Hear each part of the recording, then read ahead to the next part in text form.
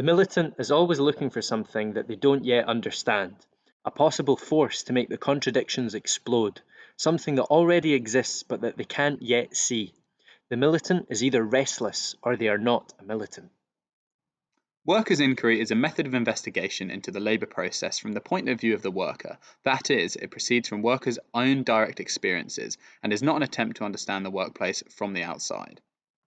While sociological analyses of the workplace have long been undertaken by bosses, managers, and nosy academics, producing what we might call a specialist knowledge from above, workers' inquiries are instead a tool for producing a knowledge from below, which takes workers' own experiences as the lens through which to understand the labour process. By considering the dynamics of work from such a perspective, militant investigators believe that workers' inquiries can yield more positive, accurate, and complete forms of knowledge of work in general, and especially of the specific nature of work under capitalist production and exploitation. Crucially, though, inquiries also illuminate workers' organisational power that exist in a workplace at any given time. Workers' inquiry developed as a significant method of political organisation throughout the 20th century. Inspired by an original questionnaire composed by the German economic and political theorist Karl Marx in the late 19th century, groups such as the Johnson Forest Tendency in America and the militants of Quaderni Rossi in Italy would go on to develop and shape this mode of investigation. Ultimately pioneering new currents of Marxist thought, the popular movements of operaismo or workerism and class composition theory, for example, developed from insights into the labour process gained through conducting inquiries. The central aim of this video series is therefore to offer a concise and comprehensive introduction to these theories and movements, and to articulate what political lessons we might draw from these struggles today. We also aim to explore contemporary examples of workers' inquiries, including innovations within the practice, which enable it to become a broader tool for social analysis. We'll of course also reflect on some of the limits and failings of workers' inquiries, and by doing so establish that it's still an alive, current, and ever-evolving weapon in workers' struggles. Our starting point for these discussions lies with Karl Marx and the original attempt to compose a workers' inquiry in 1880. First, we will briefly describe the context in which Marx conducted his research and how this later attempt at a workers' inquiry shows a development from his earlier analyses of capitalist society. In the decades before Marx produced his workers' inquiry, he offered a vivid, puncturing, and often brutal account of the nature of capitalist society, culminating in his most famous work, Das Kapital. Developing from, but primarily arguing against the understanding of capitalism put forward by the bourgeois political economists of his era, like Adam Smith and David Ricardo, Marx revealed beneath the categories used to understand capitalist society lies not only its hidden violence, but also the struggle of the workers. For example, in Chapter 15 of Capital, Machinery and Large-Scale Industry, Marx discusses the economic transformations resulting from the introduction of machinery into British industry and offers a framework for understanding the changes in value production this entailed.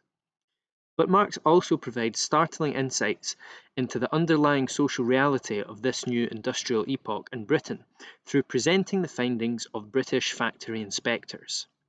These commissions were appointed by the British government throughout the 19th century to investigate living and working conditions in different sectors of industry, in response to the increasingly militant and oppositional movements of British workers.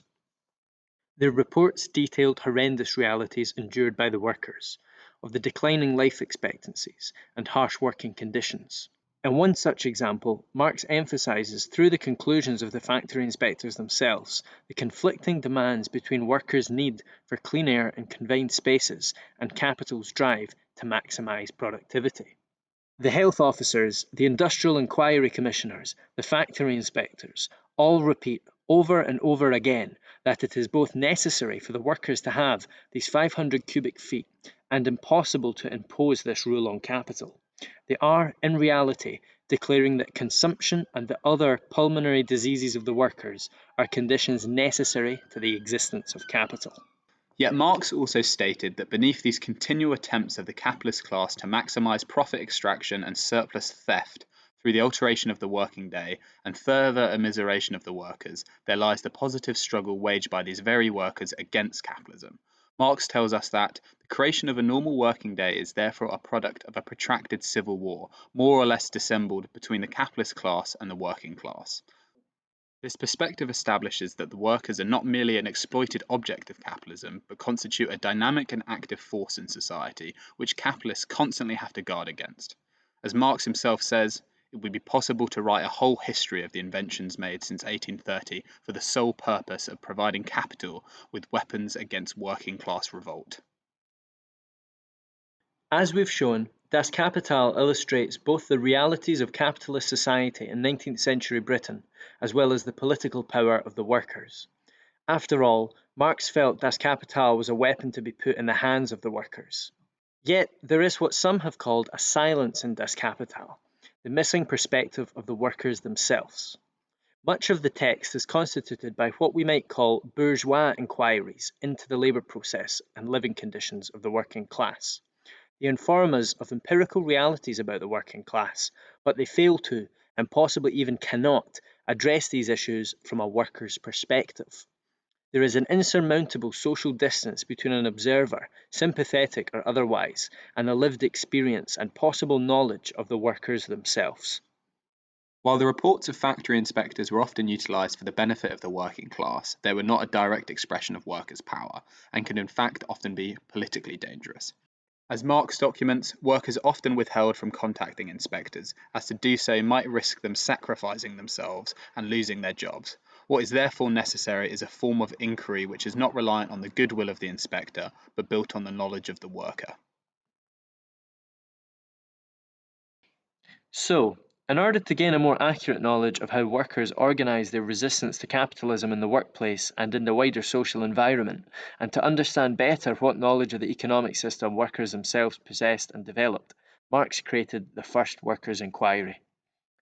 Appearing in 1880 in the French newspaper La Revue, this first attempt at a workers' inquiry perhaps reflects the transformations of Marx's political activities and theoretical views that had occurred in the 1870s.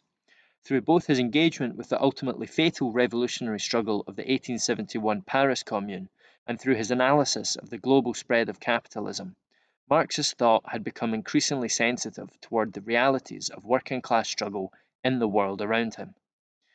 The inquiry took the form of a large survey of 101 questions regarding workers' social and productive realities alongside their political activities.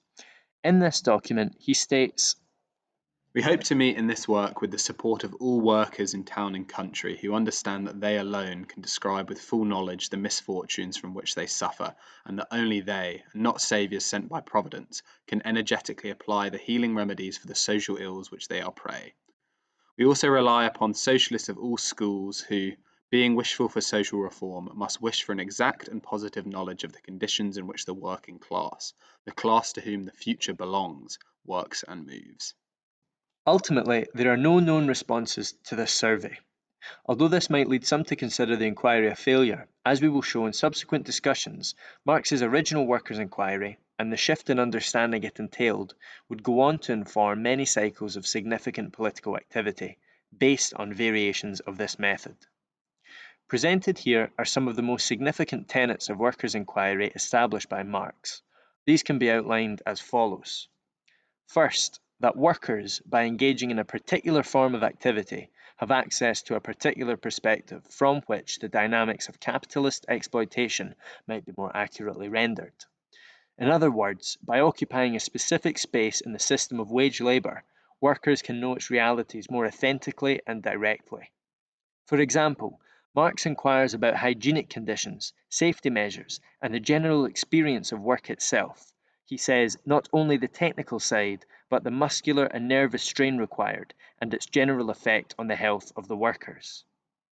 Expressed by workers themselves, the inquiry therefore has the potential to move beyond a partial knowledge of work, as represented by sympathetic factory inspectors, to a total knowledge enabled primarily by the experience of work. Second, by considering the social situation of the workers, a more complete understanding of the working class and its movements might be gained. For example, Marx wanted to know about the varying societies which support workers through sickness or incapacity. He also asks, have there been cases of the state using armed forces against workers on behalf of their employers? And other questions such as, how much time is lost in coming to the workshop and returning home? Similarly, he recognised the importance of thinking about divisions in labour, be they gendered or generational, and how this shapes a workplace and the exploitation within it. Third, finally, being geared towards political organising, workers' inquiry is a mode of political activity and not just a form of research. Marx had hoped these survey results would be circulated as a tool for struggle, communication, and organisation between the international proletariat. For example, Marx asks, do any resistance associations exist in your trade and how are they led? How many strikes have taken place in your trade that you're aware of? How long did these strikes last? What were their results? And were there strikes in your trade which were ever supported by strikes of workers belonging to other trades? What this inquiry demonstrates is no less than a great epistemological shift from considering as gospel the reports of intellectual observers to considering as more accurate, more positive, and more complete the actual knowledge and experience of workers themselves. Systematized into a complete study, the multiplicity of experiences, thoughts, and activities of workers has the potential to reveal in greater clarity the realities of capitalist society beyond the illusions of conventional wisdom.